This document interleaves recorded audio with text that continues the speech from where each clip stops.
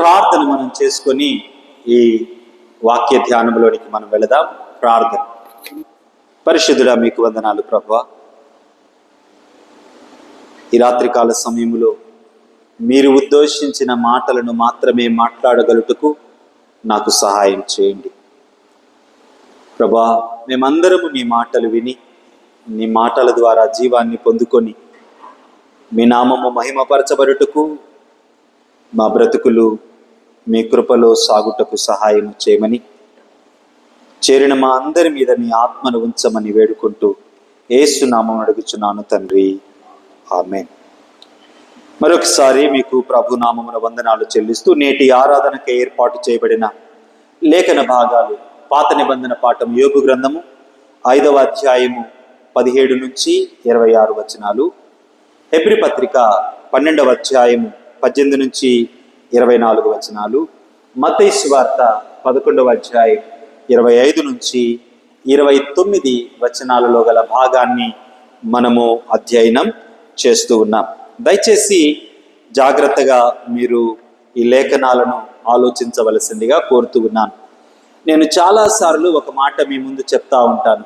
ఈ లేఖనాలు చాలా ప్రార్థనాపూర్వకంగా జత చేయబడి మన దగ్గరకు తీసుకురాబడ్డాయి.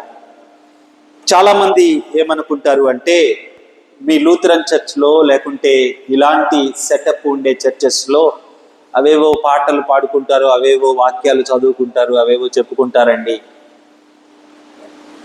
అవేవో కాదవి.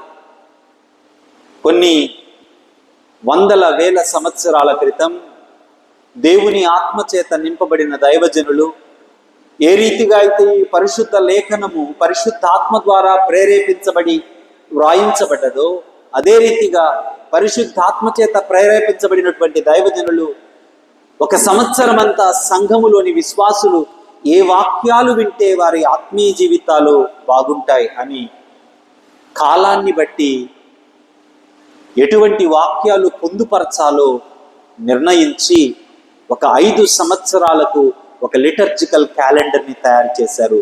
దాన్ని మనము ఆచరిస్తూ ప్రతి వారము ఈ వాక్యాన్ని నేను ధ్యానిస్తూ ఉన్నప్పుడు ప్రతి వారము ఈ వాక్యము ఎంతో నూతనంగా నన్ను బలపరుస్తూ ఉంది.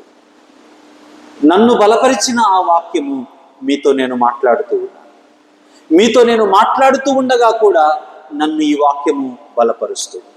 కాబట్టి వాక్యాన్ని ఆసక్తిగా విందాం, జాగ్రత్తగా విందాం.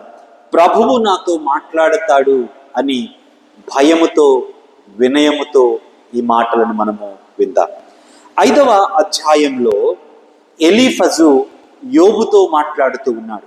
వాస్తవానికి యోబు గ్రంథము 4వ అధ్యాయములో ఎలీఫజు మాట్లాడడం ప్రారంభిస్తాడు.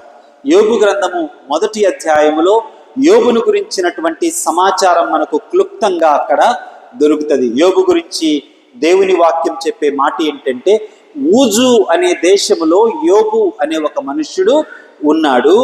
అతడు యథార్థవంతుడు, న్యాయవంతుడు, దేవుని యందు భయభక్తులు కలిగి చెడుతనమును విసర్జించినవాడు. దేవుడు అంటాడు ఇతని గురించి 1వ అధ్యాయము 7వ వచనము మధ్యలో అంటాడు, దేవుడు సాతానుతో సంభాషిస్తూ ఉన్న సందర్భములో, నీవు నా సేవకుడైన యోబు సంగతి ఆలోచించావా? ఈ ప్రశ్న వేసిన తర్వాత దేవుడు మాట్లాడుతూ ఉన్న మాట ఏంటి అంటే, అతడు యథార్థవంతుడు. ఎవరి మాట ఇది? దేవుని మాట. దేవుడు అంటూ ఉన్నాడు స్వయంగా, యోబు యథార్థవంతుడు, న్యాయవంతుడు, దేవుని యందు భయభక్తులు కలిగి చెడుతనమును విసర్జించిన వాడు, భూమి మీద ఆయన వంటి వారు లేరు. ఇది దేవుడు స్వయంగా సాక్ష్యమిచ్చినటువంటి సంగతి. మరలా ఒకటవసారి కాదు దేవుడు ఈ మాట అనడం స్వయంగా తన నోట. రెండవసారి 2వ అధ్యాయము 3వ వచనములో మరలా ఇదే మాటను ఉపయోగించటాన్ని మనం చూస్తాం. చూడండి, ఇది ఎప్పుడు మాట్లాడుతూ ఉన్నాడు ఈ మాట? అప్పటికే ఆస్తి అంతా శత్రువులు లాక్కు వెళ్ళిపోయారు, పిల్లలు కూడా చనిపోయారు. ఇది జరిగిన తర్వాత మరలా దేవుడు యోబు గురించి అంటూ ఉన్న మాట 2వ అధ్యాయము 3వ వచనములో, అందుకు యెహోవా, నీవు నా సేవకుడైన యోబు సంగతి ఆలోచించావా? అతడు యథార్థవంతుడు, న్యాయవంతుడు, దేవుని యందు భయభక్తులు కలిగి చెడుతనము విసర్జించిన వాడు, భూమి మీద అతని వంటి వాడు లేడు. దేవుడు మరలా అతని గురించి సాక్ష్యమిస్తూ ఉన్నాడు. భార్య కోపముతో, అయ్యా నీ ఆస్తి పోయింది, నీ బిడ్డలు చనిపోయారు, ఆఖరికి నీవు రోగగ్రస్తుడివై బూడిద మీద కూర్చున్నావు, చిల్ల పెంకులతో ఒంటిని గీక్కుంటూ ఉన్నావు, ఒక్కసారి నీవు చనిపో అని అంటే 10వ వచనములో అంటాడు, మూర్ఖురాలు మాట్లాడినట్టు నీవు మాట్లాడుచున్నావు, మనము దేవుని వలన మేలు అనుభవించుదమా, కీడు మనము అనుభవింపతగదా. అక్కడ ఒక మాట దేవుని వాక్యం స్పష్టం చేస్తుంది. ఏంటి అంటే, ఈ సంగతులలో ఏ విషయమందును యోబు నోటి మాటతోనైనను పాపము చేయలేదు. ఇది దేవుని వాక్యము యోబు గురించి చెబుతూ ఉన్న సంగతి. ఇంకో సంగతి కూడా మనం చూడాలి. యోబు, ఇప్పుడు మనం చదువుకున్న 5వ అధ్యాయంలో మాటలు ఎవరివి? యోబు స్నేహితుడైన ఎలీఫజు మాట్లాడుతూ ఉన్న మాటలవి. యోబుకు 3 స్నేహితులు ఉన్నారు. ఇదే 2వ అధ్యాయము 11వ వచనములో మనం చూస్తాం. తేమానీయుడైన ఎలీఫజు, షూహీయుడైన బిల్దదు, నయమాతీయుడైన జోఫరు అను 3 స్నేహితులు ఉన్నారు. ఎంత గొప్ప స్నేహితులు వీళ్ళు అనంటే 12వ వచనం చూడండి. ఆయన దుఃఖములో ఉన్నాడు, బాధలో ఉన్నాడు, నష్టపోయి ఉన్నాడు అని తెలుసుకొని 2:12లో వారు వచ్చి దూరముగా నిలువడి కన్నులెత్తి చూచినప్పుడు అతని పోల్చలేక తమ వస్త్రములను చింపుకొని ఆకాశము తట్టు తలల మీద ధూళి చల్లుకొని ఎలుగెత్తి ఏడ్చిరి.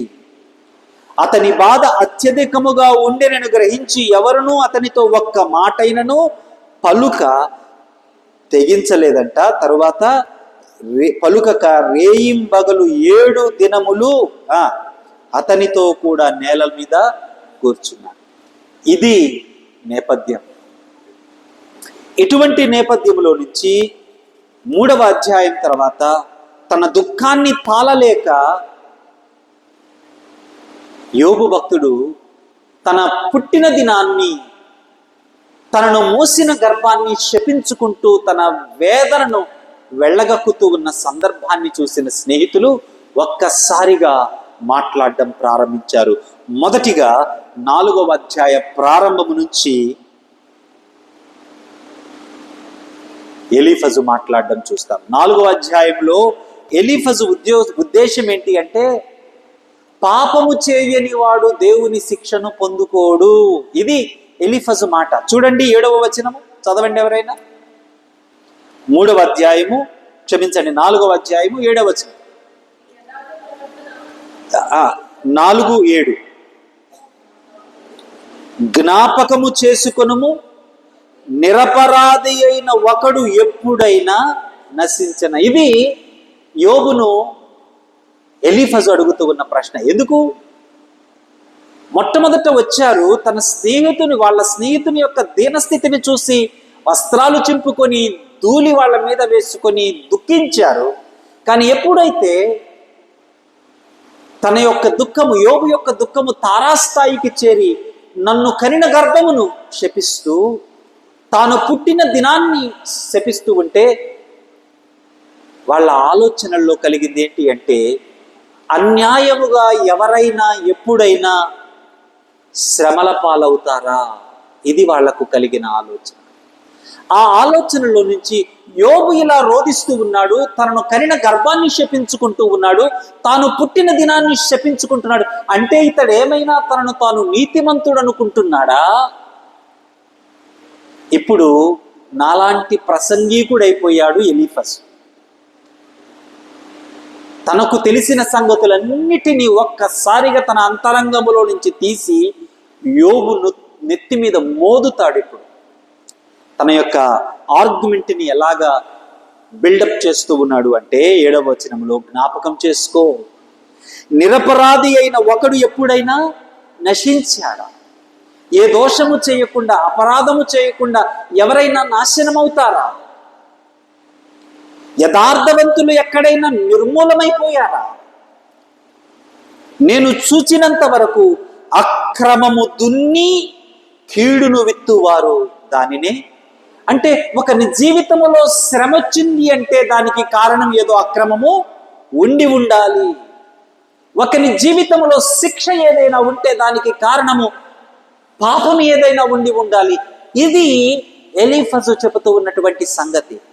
అందుకు ఎలీఫజు ఈరోజు మనం చదువుకుంటున్నటువంటి లేక మనకు ఉన్నటువంటి లేఖన భాగమైన 5వ అధ్యాయము 17వ వచనములో ఎలీఫజు యోబుతో మాట్లాడుతూ అంటాడు, యోబు, దేవుడు గద్దించే మనుష్యుడు ధన్యుడయ్యా. ఏమంటున్నాడమ్మా? దేవుడు గద్దించే మనుష్యుడు ధన్యుడు. కాబట్టి సర్వశక్తుడకు దేవుని శిక్షను నువ్వు తృణీకరించొద్దు. ఇంకా ఆయన గాయపరిచి గాయమును కడతాడు, ఆయన గాయం చేస్తాడు, ఆయన చేతులే స్వస్థపరచును. ఆయన స్వస్థపరుస్తాడయ్యా. ఆయన గాయాన్ని కట్టి గాయాన్ని మాన్పుతాడయ్యా. ఇదిగో ఆయన గద్దిస్తూ ఉన్నాడు, ఆయన నిన్ను శిక్షిస్తూ ఉన్నాడు. ఎందుకు శిక్షిస్తూ ఉన్నాడు? ఏదో పాపం చేస్తావు నువ్వు, ఏదో అక్రమాన్ని, ఏదో కీడును విత్తావు, ఆ కీడుకు తగిన పంటను నీవు కోసావు కనుక నీ దేవుడు నిన్ను శిక్షిస్తూ ఉన్నాడు. కాబట్టి యోబు, ఈ శిక్షను నీవు తృణీకరించొద్దు. ఈ శిక్షను నువ్వు తృణీకరించకపోతే, ఈ శిక్షను నీవు అంగీకరిస్తే గాయపరిచిన ఆయన నిన్ను స్వస్థపరుస్తాడు. సర్వశక్తుడు నీకు శిక్షనిచ్చాడు, ఆ శిక్షనిచ్చిన ఆయనే నిన్ను ధన్యుడిగా చేస్తాడు. ఎలాంటి ధన్యత, ఎలాంటి స్వస్థత ఆయన నీకు ఇస్తాడు అంటే 19 నుంచి 26 వచనాల వరకు ఏ కరువు పెట్టాడు ఎలీఫజు, దేవుడు ఏం చేస్తాడు? ఎలీఫజు అంటాడు 19వ వచనములు, 6 బాధలు 7 బాధల నుంచి కూడా నిన్ను విడిపిస్తాడు. క్షామకాలము, కరువు వచ్చినా, మరణకాలం వచ్చినా ఆయన నిన్ను విడిపిస్తాడు. ఒకవేళ యుద్ధము వస్తే యుద్ధములో వచ్చే కత్తి బారి నుంచి నిన్ను కాపాడుతాడయ్యా. అంతేకాదు, నోటి మాటల చేత కలుగు దూషణల నుంచి ఆయన నిన్ను కాపాడుతాడయ్యా. ప్రళయము వచ్చినా నీవు దానికి భయపడవు. ఏంటంట? ప్రళయము వచ్చినా నీవు దానికి భయపడవు. 22వ వచనంలో చూడండి, పొలములోని రాళ్లతో నీవు నిబంధన చేసుకుని ఎందువు, అడవి మృగములు నీతో సమ్మతిగా ఉండును. ప్రళయమును క్షామమును వచ్చినప్పుడు నీవు వాటిని నిర్లక్ష్యము చేయుదువు. అడవి మృగములు నీవు ఏమాత్రము భయపడవు. నీ డేరా ఎలా ఉంటదంట? క్షేమ నివాసమని నీకు తెలిసి ఉండును. నీ ఇంటి వస్తువులు నేను లెక్క చూడవగా ఏదియు పోయి ఉండదు. నీ సంతానం ఎలా ఉంటది? నీ సంతానము విస్తారమగును. నీ కుటుంబకులు భూమి మీద పచ్చిక వలె విస్తరించెదరు. ఇవన్నీ వింటూ ఉంటే, ఇవన్నీ ఎవరు వింటున్నారు? యోబు వింటున్నాడు. అంటే ఎలీఫజు ఏం చెప్తున్నాడంటే, అయ్యా నువ్వేదో పాపం చేసావు, అందుకు దేవుడు నిన్ను శిక్షించాడు. ఈ శిక్షించిన దేవుడు నిన్ను మరలా ఆదరిస్తాడు. ఈ శిక్షించిన దేవుడు నిన్ను మరలా స్వస్థపరుస్తాడు. గాయపరిచాడు ఈయన, నీ గాయాన్ని మాన్పుతాడు ఈయన. ఈయన ఎలా మాన్పుతాడు అంటే, శత్రువులు నీ మీదకి వచ్చినా నీకేమీ కాదు, కరువు నీ మీదకి వచ్చినా నీకేమీ కాదు. రాళ్లతో నీవు నిబంధన చేసుకుంటావు అంటే ఎటువంటి స్థలమైనా సరే నీకు పంటనది ఇస్తుంది. అడవి మృగాలు నిన్ను చూసి భయపడతాయి, నువ్వు వాటిని చూసి భయపడవు. అంటే ఏమని చెప్తూ ఉన్నాడు ఎలీఫజు అంటే, ఇదిగో దేవుడు నిన్ను ధన్యుడుగా చేస్తాడు, ఆ ధన్యతలో నుంచి శ్రమ వైపు చూసి నువ్వు నవ్వుతావు అని చెప్తూ ఉన్నాడు. ఇవన్నీ ఎవరు వింటూ ఉన్నారు? నీ డేరాలో, నీ గుడారములో నువ్వు వస్తువులన్నిటినీ వెతుకుతా ఉంటే ఒక్కటి కూడా పోదు, అన్నీ అక్కడే ఉంటాయి. నీ డేరాలో, నీ గుడారములో అన్ని క్షేమముగా ఉంటాయి, నీవు వెతికితే అన్నీ దొరుకుతాయి అని ఎలీఫజు అంటూ ఉంటే, ఈ మాటలు వింటూ ఉన్న యోబుకి ఎలా ఉండింటది? బహుశా యోబు అనుకుంటూ ఉంటాడేమో, ఎలీఫజు నువ్వు చెప్పింది బాగానే ఉంది ఎలీఫజు, నిజమే, దేవుడు గాయం చేస్తాడయ్యా, తప్పు చేసిన వాళ్ళని దేవుడు శిక్షిస్తాడయ్యా, నేను కూడా నమ్ముతున్నాను. తప్పు చేసినప్పుడు దేవుడు శిక్షను మనం అంగీకరించడం మనకి మంచిదయ్యా, నేను కూడా నమ్ముతున్నాను. అప్పుడెప్పుడో శిక్ష తర్వాత నాకేదో వస్తుందంటున్నావే, ఆల్రెడీ ఆ బూడిద మీదేనయ్యా నేను కూర్చున్నాను. నా బిడ్డలు బూడిదైపోయారు, నా ఆస్తి బూడిదైపోయింది, నా ఒళ్ళు గాయాలైపోయాయి. ఆ గాయాలు తట్టుకోలేక చిల్ల పెంకుతో నేను గీక్కుంటూ ఉన్నాను. నా డేరాను తీస్తే ఒక్క వస్తువు కానరట్లేదయ్యా, ఏమీ లేదు, బూడిద మీద కూర్చున్నాను. ఇదంతటికి ఏదో పాపం కారణం అంటూ ఉన్నావు కదా, ఆ పాపం ఎక్కడా నా అంతరంగాల్లోకి నేను తొంగి చూస్తే నాకు కానరావట్లేదయ్యా అంటే నువ్వేమంటున్నావు? ఎలీఫజు, బాగానే చెప్తున్నావు నీ వేదాంతాన్ని అంటే నువ్వేమంటున్నావు ఎలీఫజు? నాకు తెలియని పాపము గురించి దేవుడు నన్ను శిక్షించి నన్ను గాయపరుస్తాడు అంటున్నావా? ఎలీఫజు మాట్లాడిన మాటలు వింటూ ఉంటే ఎంత చక్కగా ఉన్నాయండి. గాయం దేవుడు చేస్తాడు, ఆ దేవుడే మరలా నిన్ను స్వస్థపరుస్తాడు. గద్దిస్తూ ఉన్నాడు సర్వశక్తిమంతుడైన దేవుడు, ఈ గద్దింపుకు నువ్వు లోబడు అంటే ఎంత చక్కగా మాట్లాడుతూ ఉన్నట్లు. అరే అచ్చంగా దేవుని మాటలే కదా ఇవి. జాగ్రత్త, నీ దగ్గరకు వచ్చే ప్రతి మాట దేవుని మాట కాదు ప్రియులారా. వాస్తవానికి యోబుకు ఒక్క అక్షరం కూడా కనెక్ట్ అవ్వట్లా. యోబుకు ఒక్క అక్షరం కూడా, దాదాపు 20 అధ్యాయాలలో ఒక్క అక్షరం కూడా కనెక్ట్ కావట్లా. వారిని వ్యతిరేకిస్తూ యోబు వాదిస్తూనే ఉన్నాడు. యోబు వారిని వ్యతిరేకిస్తూనే ఉన్నాడు. ఇంకా ఎంత స్థాయికి ఈ వాదోపవాదాలు వెళ్ళాయి అంటే ఎలీఫజు, బిల్దదు, జోఫరు అనేక రకాలుగా వారు మాట్లాడుతూ 22వ అధ్యాయానికి వచ్చేసరికి ఎలీఫజ్ అంటాడు, ఎవరైనా చదివి సహాయం చేస్తారా? 5వ వచనం చదవండి.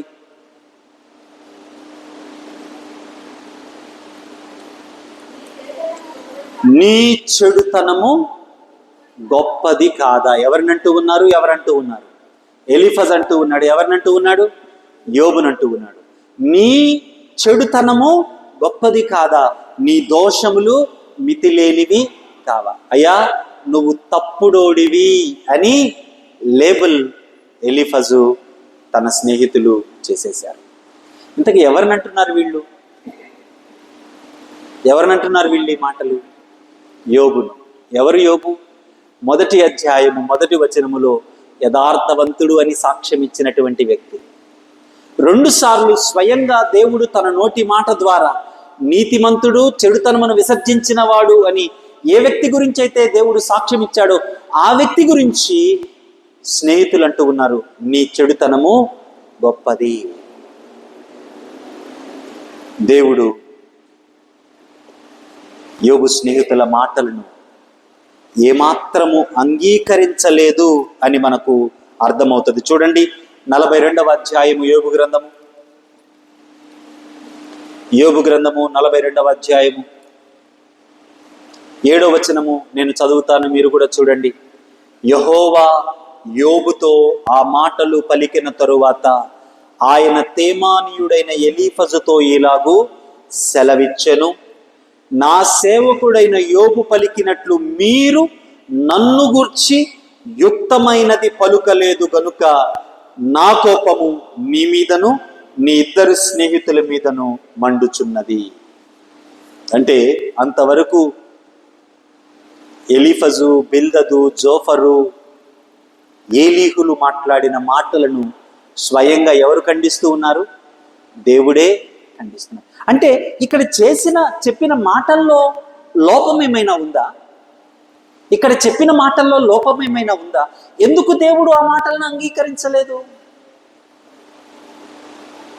వీరు దేనిలో నుంచి మాట్లాడుతూ ఉన్నారు అంటే వారికి ఉన్న ఆచారములో నుంచి మాట్లాడుతున్నారు, వారికి ఉన్న సంస్కృతిలో నుంచి మాట్లాడుతూ ఉన్నారు, వారికి తెలిసిన సంగతుల్లో నుంచి మాట్లాడుతూ ఉన్నారు. వారు దేవునిలో నుంచి ఈ విషయాలను మాట్లాడట్లా. నిజమే, దేవుడు అన్యాయము చేసిన వాడిని శిక్షిస్తాడు, అందులో అబద్ధమేమీ లేదు.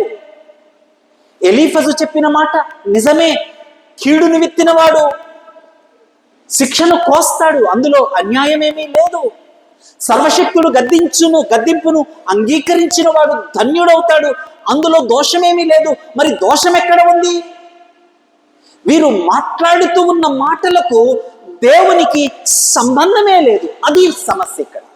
వీరు దేంట్లో నుంచి మాట్లాడుతూ ఉన్నారు? దేవునితో వారికి ఉన్న సహవాసములో నుంచి మాడట్లా, బదులుగా వారికి తెలిసిన జ్ఞానాన్ని తీసుకొని వచ్చి మాకు తెలిసింది ఇది అని యోబు మీద ఒక మూట వేసినట్టు వేస్తూ ఉన్నారు. అక్కడ దేవుడు వారిని కోపిస్తున్నారు. దేవుని న్యాయాన్ని గురించి, దేవుని న్యాయము ఎంత సంక్లిష్టమైనది, దేవుని న్యాయము ఎంత కాంప్లెక్స్, అది ఎంత మహోన్నతమైనది అర్థమవుతుందా దేవుని న్యాయము మనిషికి? అర్థము కాని, అవగాహన చేసుకోలేని, సమీపింపలేని మహిమాన్వితమైన దేవుని న్యాయాన్ని ఎంత సింపుల్ గా ఎలీఫజ్ మాట్లాడుతున్నాడంటే, అయ్యా నువ్వు పాపం చేసావు, దేవుడిని నీకు శిక్షణ చేశాడు. మనకు అర్థం కాని సంగతులు ఎన్నో ఉన్నాయి. వాటన్నిటిలో నేను దేవుణ్ణి డిసైడ్ చేయలేము. అంటే ఈ ప్రపంచము నీకు ఏం నేర్పిస్తూ ఉంది, దేవుడు నీకేం నేర్పిస్తూ ఉన్నాడు? నువ్వు నేర్చుకుంటున్నది ఎక్కడ? దేవునితో సహవాసములో నువ్వు నేర్చుకుంటూ ఉన్నావా? నీ స్వంత జ్ఞానం మీద ఆధారపడి నేర్చుకుంటూ ఉన్నావా? అక్షరము చంపుద్ది, ఆత్మ బ్రతికించుద్ది. ఎలాగా? అక్షరముగా నీవు అక్షరాన్ని చదువుకొని నీ జ్ఞానాన్ని ఆధారం చేసుకొని నీవు ఈ అక్షరములో ఈత కొడితే నీకేదో తెలిసిపోయింది అని నువ్వు గర్విస్తావే తప్ప, నీ బ్రతుకును అలా కొనసాగిస్తావే తప్ప, నీ బ్రతుకు ఇందులో ఎటువంటి ప్రయోజనము కలగదు. ఈ వాక్యము ఆత్మదేవుడు నీతో ఉన్న సహవాసములో నుంచి నీవు ఆలోచించగలిగితే ఇదే వాక్యము చంపుద్ది, కానీ ఈ వాక్యము నిన్ను బ్రతికించింది. అందుకే సంఘము చాలా ప్రాముఖ్యము. అపోస్తుల బోధ యందు, సహవాసము యందు, రొట్టె విరుచుట యందు, ప్రార్థన చేయుట యందు ఎడతెగక ఉండిరి. ఈ వాక్యము నీకు అర్థం కావాలి అంటే సహవాసములో ఉండాలి. ఈ వాక్యము నీకు అర్థం కావాలి అంటే సహవాసములో ఉన్నప్పుడు పరిశుద్ధాత్మ దేవుడు సహవాసములో నిన్ను ఈ వాక్యములో గుండా క్రమమైన రీతిలోకి నడిపిస్తాడు. దేవుణ్ణి దేవుడిగా అర్థం చేసుకుంటావు, కానీ దేవుణ్ణి నీకు నచ్చినట్లు డిఫైన్ చేసి ఒక విగ్రహంగా నీవు మార్చవు.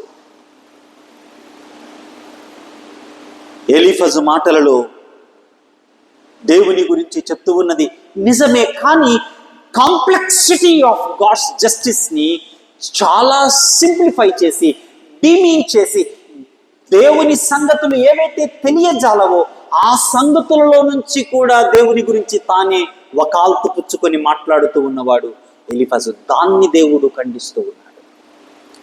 ఈరోజు చాలాసార్లు మనం మాట్లాడే మాటలకు కనెక్టివిటీ ఉండదు. నేను ఇంతకుముందు చాలా మాట్లాడేవాడిని, గబగబ అవకాశం దొరికితే పొలోమని మాట్లాడుతూ ఉండేవాడిని. కానీ ఆఫ్ లేట్ కొన్ని చోట్ల మాట్లాడాలి అంటే నాకు భయం వేస్తూ ఉంది. ఎందుకంటే నేను మాట్లాడే మాట ఎదుటి వ్యక్తికి కనెక్ట్ అవుతుందా లేదా. ఒక్కోసారి నేను మాట్లాడే మాట ఎదుటి వ్యక్తికి కనెక్ట్ కాదు అని నా అంతరంగం నాకు తెలియచెప్తూ ఉంటే ఐ షట్ మై మౌత్. నేను నా నోరు మూసుకొని కామ్గా నిలబడతాను. ఒక్కోసారి మాట కంటే మౌనము చాలా గొప్పగా ఉంటుంది. మాట కంటే మౌనము చాలా గొప్పగా ఉంటుంది.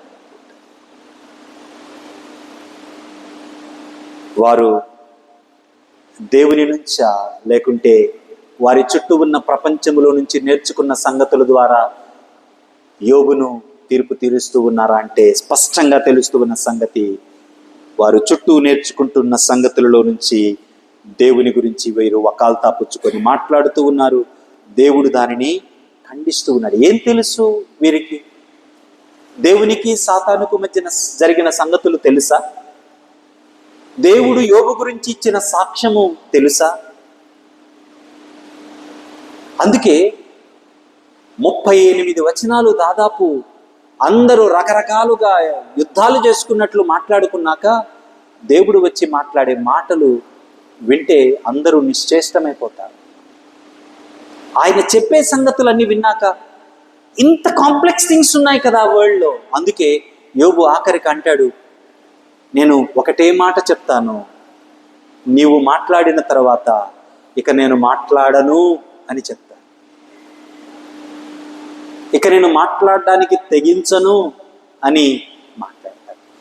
నీ మాట విన్నాక, నిన్ను చూశాక నాకు అర్థమైంది ఒకటే, నేను పాపిని. దేవుడులా ఆ మాట. యోబును దేవుడు నువ్వు పాపి అని అనలా దేవుడు. ఆల్మోస్ట్ 30 అధ్యాయాలు వాదించాడు తన స్నేహితులతో యోబు. కానీ దేవుడు స్పష్టంగా మాట్లాడగానే అదే యోబు అంటూ ఉన్నాడు, ఇక నేను మాట్లాడను. యోబు ప్రశ్నలకు దేవుడి జవాబు ఇవ్వాల, స్నేహితుల ప్రశ్నలకు దేవుడి జవాబు ఇవ్వాల, ఏలిహు మాటలకు దేవుడు, ఎవరి మాటలకు దేవుడి జవాబు ఇవ్వాల. బదులుగా దేవుడు అనేక సంగతులు చెప్పిన తర్వాత వాళ్ళకు అర్థమైంది ఏంటి అంటే, చాలా సంగతులు మనకు అర్థం కావు.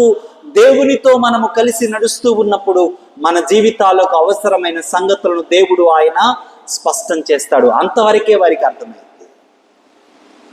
జవాబులు లేవు యోబు గ్రంథంలో, జవాబులు లేవు.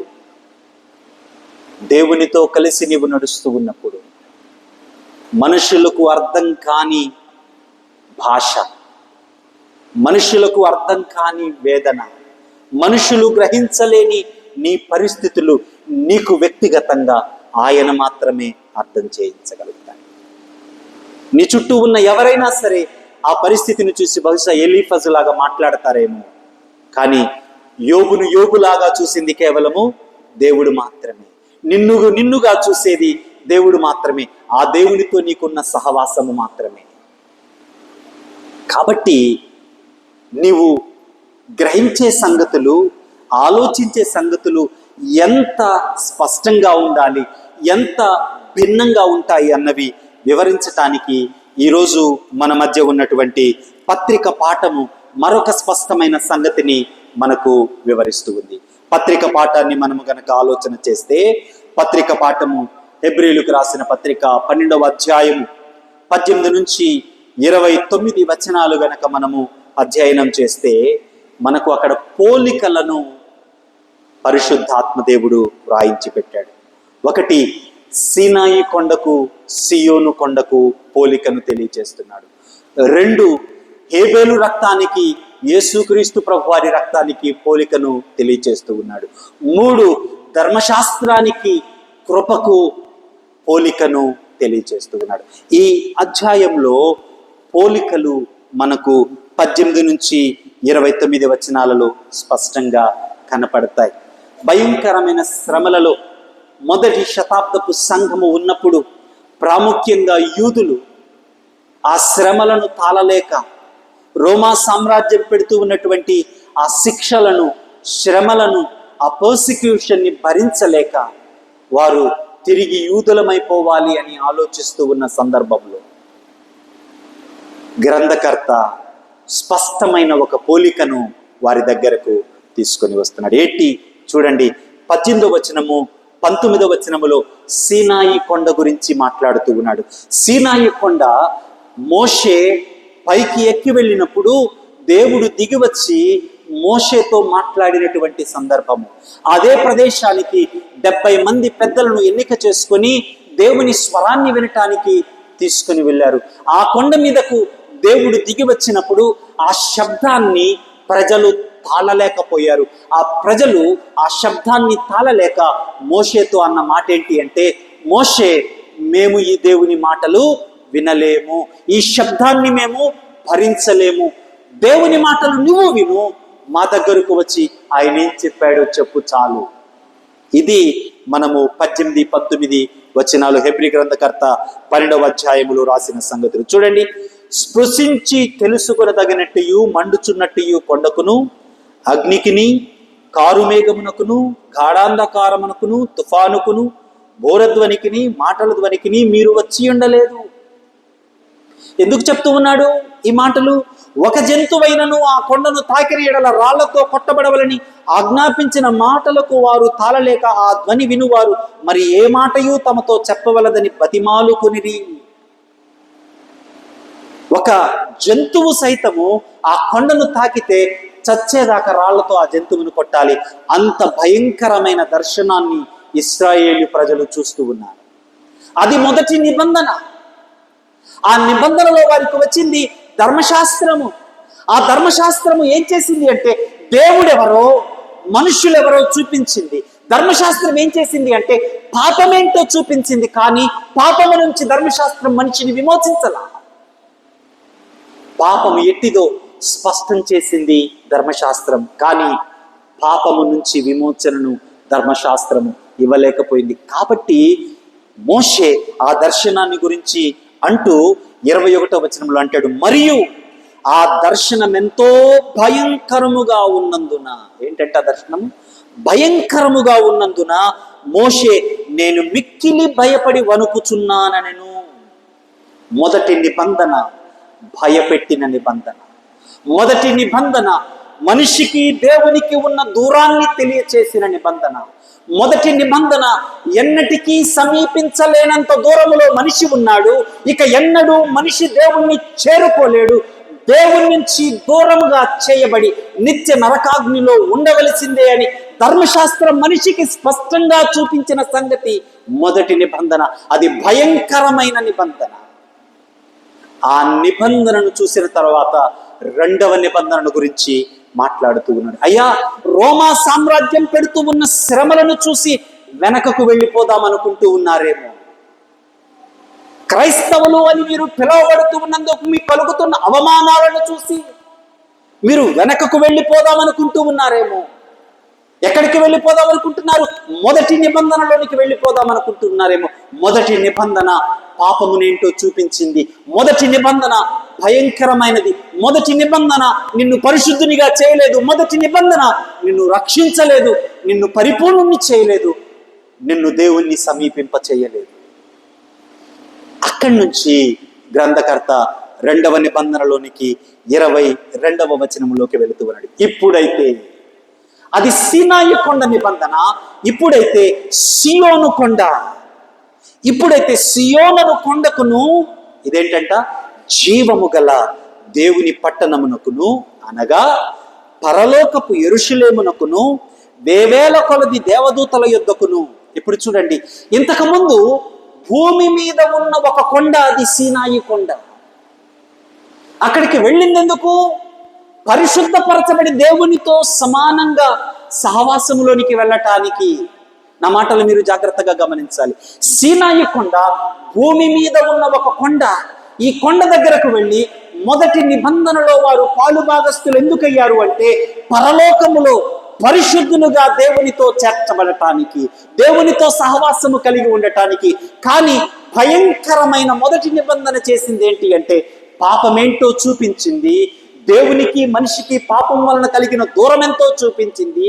ఈ దూరము ఎన్నటికి తీరక అట్లుండవలసిందే అన్న సంగతి రాను రాను అర్థమయ్యేటట్లు చేసింది. కాబట్టి భయంకరమైనటువంటి ఆ నిబంధన. కానీ రెండవ నిబంధన ఇది భూమి మీద ఉన్నటువంటి ఒక స్థలము కాదు, స్వయంగా పరలోకము. అది సియోను కొండ గురించి చెప్తూ ఉన్నాడు. చూడండి మరలా, ఇప్పుడైతే సియోను కొండకును జీవము గల దేవుని పట్టణమునకును అనగా పరలోకపు యెరూషలేమునకును వేవేల కొలది దూతల యొద్దకును. 23 పరలోకమందు వ్రాయబడిన జ్యేష్ఠుల సంఘమునకును.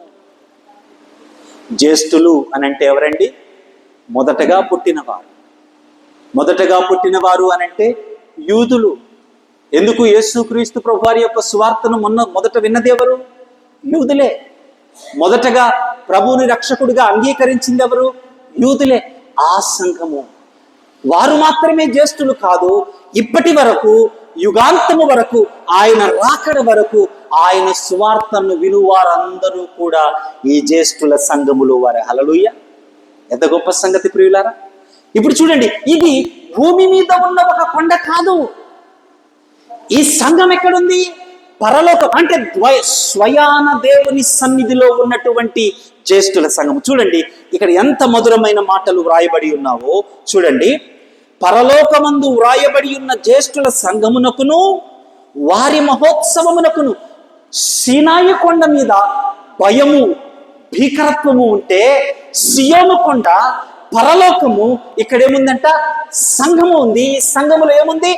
జయోత్సాహము ఉంది, పండుగ వాతావరణం ఉంది, భయము లేదు. ఇక్కడ భయం ఉంది, ఇక్కడ ఏముంది? ఉత్సవం ఉంది. చూడండి, మరల మహోత్సవమునకును అందరి న్యాయాధిపతి అయిన దేవుని యొద్దకును. ఈ మాట మీరు చదవాలి. తర్వాత మాట, సంపూర్ణ సిద్ధి పొందబోతున్నానా? చూస్తున్నారా? మరలా మీరు చూడండి, మీ వాక్యంలో ఏమనుంది? సంపూర్ణ సిద్ధి పొందిన. ఏదైతే ధర్మశాస్త్రము చేయలేకపోయిందో, ఏంటి? సంపూర్ణత్వము. మొదటి నిబంధన దేనినైతే ఇయ్యలేకపోయిందో, సంపూర్ణత్వము. ఆ సంపూర్ణత్వము ఎక్కడొచ్చింది? సియోను నిబంధనలు, నూతన నిబంధనలు. ఇది భయంకరమైనది కాదు. సంతోషము, ప్రేమ, సమాధానము, ఉత్సాహముతో సంపూర్ణత్వములోనికి తీసుకువెళ్ళిన నిబంధన. ఏమంటూ ఉన్నాడు చూడండి, ఈ మహోత్సవమునకును అందరి న్యాయాధిపతి అయిన దేవుని యొద్దకును సంపూర్ణ సిద్ధి పొందిన నీతిమంతుల ఆత్మల యొద్దకును క్రొత్త నిబంధనకును మధ్యవర్తి అయిన యేసు యొద్దకును హేబేలు కంటే మరి శ్రేష్టముగా పలుకు ప్రోక్షణ రక్తమునకును మీరు వచ్చి ఉన్నారు. అయ్యా, మీరు వచ్చింది సీనాయి కొండ దగ్గర కాదు. ఎక్కడికి వచ్చారు మీరు? సియోను కొండ దగ్గరికి. సీనాయి కొండలో హేబేలు రక్తం ఉంది, సియోను కొండలో ప్రోక్షించబడింది యేసుక్రీస్తు రక్తము. హేబేలు రక్తం అంటుంది, దేవుడా నాకు న్యాయం చేయి. కయ్యూను చంపినప్పుడు హేబేలు రక్తం, దేవుడు ఏమన్నాడు కయ్యూనుతో? నీ తమ్ముని రక్తము భూమి నుంచి నాకు మొరపెడుతుంది. దేని కొరకు? న్యాయము చేయి. సీనాయి నిబంధన న్యాయాన్ని కోరుతూ ఉంటే, సియోను నిబంధన ఏమిందంట?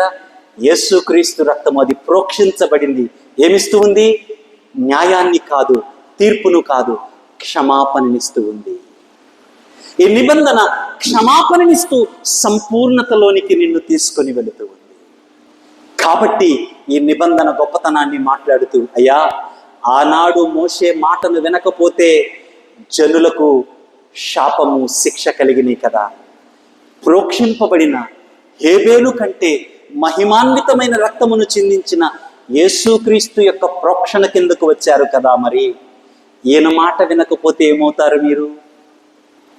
ఇంత ప్రేమను ప్రకటించి ఈ ప్రేమలో ఉన్న భయంకరమైన లోతును కూడా గ్రంథకర్త చూపిస్తున్నాడు. ఒక మాట చదువుకొని మనం ముందుకు వెళదాం.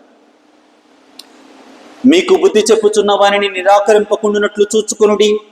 వారు భూమి మీద నుండి బుద్ధి చెప్పిన వారిని నిరాకరించినప్పుడు తప్పించుకొనకపోయిన యెడల పరలోకము నుండి బుద్ధి చెప్పుచున్న వారిని విసర్జించు మనము తప్పించుకొనకపోవుట మరి నిశ్చయము గదా. కాబట్టి కృప కలిగి వినయ భయభక్తులతో, అక్కడ లోక జ్ఞానము దేవునితో సంబంధమును పోలిస్తే, ఇక్కడ పాత నిబంధన క్రొత్త నిబంధనతో పోలుస్తూ ఉన్నాడు. సువార్త పాఠం కూడా ఇంతే మధురంగా ఉంటది. 11వ అధ్యాయం మత్తయి సువార్త, 11వ అధ్యాయం మత్తయి సువార్త 25వ వచనం చదివితే, యేసుక్రీస్తు ప్రభువారు దేవుణ్ణి స్తుతిస్తున్నాడు. ఒక మాట చెప్పి నేను ముగింపులోనికి వచ్చేస్తాను. యేసుక్రీస్తు ప్రభువారు దేవుణ్ణి స్తుతిస్తూ ఉన్నాడు. తండ్రి, ఆకాశమునకును భూమికిని ప్రభువా ఈ రాత్రి మాటలు నా ప్రియ సంఘానికి అర్థం కావాలి. నీవు జ్ఞానులకును వివేకులకును ఈ సంగతులు మరుగు చేసి, నీవు జ్ఞానులకును వివేకులకును ఈ సంగతులు మరుగు చేసి, తర్వాత పసి బాలురకు బయలుపరిచి ఉన్నావని నిన్ను స్తుతించుచున్నాను. దేంతో పోలుస్తూ ఉన్నాడు? జ్ఞానులతో పసిపిల్లలను పోలుస్తూ ఉన్నాడు. జ్ఞానులకు అర్థం కాని సంగతులు, మొదటి నిబంధన సంగతులు, జ్ఞానులు అర్థం చేసుకోవటానికి ప్రయత్నం చేస్తూ ఉన్న సంగతులు, మొదటి నిబంధన సంగతులు, జ్ఞానులు తృణీకరిస్తూ ఉన్న సంగతులు, రెండవ నిబంధన నూతన నిబంధన సంగతులు. మీరు జాగ్రత్తగా గ్రహించాలి. జ్ఞానులు అనుకుంటూ ఉన్నవారు. ఎవరు జ్ఞానులు అక్కడ? శాస్త్రులు, పరిచయులు, సద్దూకయులు, మతాధికారులు. వారు జ్ఞానులు అనుకుని యేసుక్రీస్తును తృణీకరిస్తూ ఉన్నారు. వారు మొదటి నిబంధనలో ఉండి, అంటే భయంకరమైన సంపూర్ణ సిద్ధి కలుగ చేయలేని ఆ నిబంధనలో ఉన్న వీరు ప్రేమను, ఉత్సవాన్ని, సంపూర్ణత్వాన్ని కలిగించు రెండవ నిబంధనను భయంకరంగా తృణీకరిస్తూ ఉన్నారు. భయంకరంగా వారు తృణీకరిస్తూ ఉన్నారు. అందుకు యేసుక్రీస్తు ప్రభువారు తండ్రికి కృతజ్ఞతాస్తుతులు చెల్లిస్తూ, అయ్యా, మొదట నిబంధనలో ఉండి ఎన్నటికీ నిన్ను సమీపించలేని ఆ నిబంధనలోనే కొట్టుమిట్టాడుతూ ఉన్నారు, కానీ నూతన నిబంధన కౌగలించుకోలేని మూఢత్వము వీళ్ళలో ఉంది. కానీ పసిపిల్లలకు అర్థమవుతుందయ్యా, బలవంతులకు అర్థం కాల, జ్ఞానులకు అర్థం కాల, బలహీనులకు అర్థమైంది. అందుకే లూకాసు వార్త 4వ అధ్యాయం 16 నుంచి 19 వచనాలలో చీకటిలో సంచరించుతున్న ప్రజలకు వెలుగు కలిగిందంట, చెరసాలలో ఉన్న వారికి ఆదరణ కలిగిందంట, మరణపు ఛాయలలో ఉన్న వారికి వెలుగు కలిగింది అంట. బహుశా ఈ నూతన నిబంధన అర్థం చేసుకోవటానికి నీకు మరణ ఛాయ కలగాల్సిన అవసరం రాకుండా ఈ జ్ఞానాన్ని నీకు పరిశుద్ధాత్మ దేవుడు సులువుగా బోధిస్తూ ఉంటే తృణీకరిస్తావా? ప్రియమైనటువంటి దేవుని సంగమా, పసిబిల్లలు అర్థం చేసుకుంటున్న సంగతులను కూడా నేటి ప్రజలు సాధారణమైన స్థితిలో అర్థం చేసుకోలేకుండా ఉన్నారు. అర్థం చేసుకోలేక, రక్షకుణ్ణి సమీపించలేక, రక్షకుణ్ణి తృణీకరిస్తూ విశ్రాంతిలో ఉన్నాము అనుకుంటూ భయంకరమైన శ్రమలలో ఉన్నారు. అదే మన చిన్నప్పటి నుంచి ప్రతి గోడ మీద చదివిన మాట. 11వ అధ్యాయం మత్తయి సువార్త ఏంటండి ఆ మాట? ప్రయాసపడి భారము మోయుచున్న సమస్త జనులారా. దేవుణ్ణి అర్థం చేసుకోలేక ఈ ప్రపంచంలో ఉన్న భారమంతటినీ మీ మీద పెట్టుకొని సుఖంగా బ్రతుకుతున్నాను, సౌఖ్యంగా బ్రతుకుతూ ఉన్నాను, లాభదాయకంగా ఉన్నాను అని మోసపోతూ ఉన్నారేమో. What is the transaction? అక్కడ లోక జ్ఞానము, దేవునితో సంబంధం. ఇక్కడ మొదటి నిబంధన, నూతన నిబంధన. ఇక్కడ జ్ఞానులు, పసిపిల్లలు. జ్ఞానులు అనుకుంటూ ఉన్నారు ఏమని? మాకు జ్ఞానం ఉంది, మేము సుఖంగా ఉన్నాం. కానీ వారిని గురించి దేవుని వాక్యం అంటూ ఉంది, నూతన నిబంధనను గ్రహించలేని, యేసు క్రీస్తు యొక్క మరణ పునరుద్ధాల త్యాగాన్ని, ఆయన కలుగ చేయబోతూ ఉన్న సంపూర్ణ స్థితిని ఆకలింపు చేసుకోలేని నీ బ్రతుకు ప్రయాసముతో ఉన్నది, భారముతో నింపబడ్డది. కాబట్టి ప్రయాసపడి భారము మోయుచున్న సమస్త జనులారా నా యొద్దకు రండి. విశ్రాంతి, విశ్రాంతి.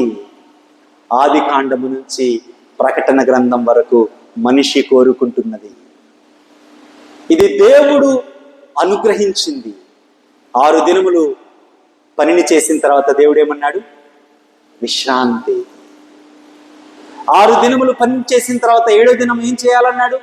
ఇశ్రాయేలుతో విశ్రాంతి దినమును ఆచరించాలి.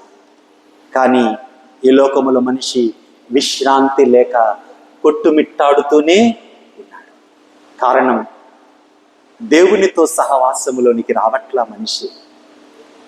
దేవునితో సహవాసంలోనికి రావాలంటే నీకున్నది ఒక్కటే మార్గం. ఈ వాక్యమును అక్షరంగా కాక ఆత్మతో అర్థం చేసుకోవాలి. దానికి నీకున్నది ఒక్కటే మార్గం. దేవుని మందిరములో జరిగే ప్రతి కుడికలో నీవు వాక్యం వినటానికి ఆసక్తిగా రావలసిందే. వేరొక అవకాశం నీకు లేదు. పర్వాలేదు, నాకు వీడియోలు ఉన్నాయి, పర్వాలేదు, నాకు ఆడియోలు ఉన్నాయి, నేను ఏవో వింటాను, ఎవరు లేరు చెప్పటానికి అనుకుంటున్నావేమో. అక్షరము చంపేస్తుంది, జాగ్రత్త. ధర్మశాస్త్రమును అర్థం చేసుకున్నాము అనుకున్నారు, పాపమును మాత్రమే చూపించింది, సంపూర్ణతను ధర్మశాస్త్రము ఇవ్వలేదు. కృపలోనికి వచ్చిన వ్యక్తి సంపూర్ణతలోనికి. అందుకే రోమాపత్రిక 1:16-17 వచనములు, నీతిమంతుడు విశ్వాస మూలముగా జీవించు. ఆయన దగ్గరకు వస్తే విశ్రాంతినిస్తానంటూ ఉన్నాడు. లేట్ ఏంటి? ఆలస్యం ఏంటి? ఒకవేళ నీ అహంకారం ఆలస్యంగా ఉందేమో, నీ జ్ఞానం ఆలస్యంగా ఉందేమో, నీ బలం ఆలస్యంగా ఉందేమో, నీ తుంటరితనం ఆలస్యంగా ఉందేమో. I don't know what is the obstacle that you are facing to have a relation with your saviour who is a new covenant. నూతన నిబంధన అయినటువంటి ఆ రక్షకుడితో సంబంధం ఏర్పాటు చేసుకోవటానికి నీకున్న ఆటంకం ఏంటో నాకు తెలియదు. But truly I tell you, ఒకవేళ ఈ స్నేహితుడితో, ఈ విశ్రాంతినిచ్చు రక్షకుడితో నీవు సహవాసములో లేకపోతే ఎలీఫజులాగా మిగిలిపోతావు. ఈ స్నేహితుడితో, ఈ రక్షకుడితో నీవు సహవాసములో లేకపోతే మొదటి నిబంధనలో మిగిలిపోతావు. ఈ స్నేహితుడితో, ఈ రక్షకుడితో సహవాసములోనికి నిజముగా నీవు రాకపోతే జ్ఞానివి అనుకుంటూ సమస్త భారముతో విశ్రాంతి లేకని నిత్య నరకానికి పరుగులెడతావు. కాబట్టి యేసుక్రీస్తు ప్రభువారు, ప్రయాసపడి భారము మోసుకొనుచున్న సమస్త జనులారా, నా యొద్దకు రండి, నేను మీకు విశ్రాంతి కలుగు చేస్తాను. నేను సాత్వికుడను, దీన మనస్సు గలవాడను గనుక మీ మీద నా కాడి ఎత్తుకుని నా యొద్ద నేర్చుకునుడి, అప్పుడు మీ ప్రాణములకు విశ్రాంతి దొరుకును. ఏలయనగా నా కాడి సులువుగాను నా భారము తేలికగాను ఉన్నది. ఇంత మంచి రక్షకుడు, ఆనందాన్ని, సంపూర్ణతను కలుగు చేసే ఈ రక్షకుడు కాదనుకొని నీకు తెలిసిన సంగతుల్ని పట్టుకోవటానికి, నీలో ఉన్నదేదో నువ్వు గొప్ప అని చెప్తూ ఉంటే, నిజంగా దీనుడివై ఈ దేవుడి దగ్గర కావటానికి నీకు ఆటంకంగా ఉన్న ప్రతిదాన్ని ఒకసారి ప్రభు వైపు చూసి, ప్రభా వీటిని జయించే సహాయం చేయి ప్రభు అని అడగండి. నిజముగా ఆయనతో సహవాసంలోనికి రండి, తప్పక ఆయన మీ జీవితాలను గొప్ప చేస్తారు. అట్టి గొప్ప కృప త్రియేక దేవుడు మీకు దయచేయును గాక. ఆమేన్. దయచేసి కూర్చొని ఉండండి.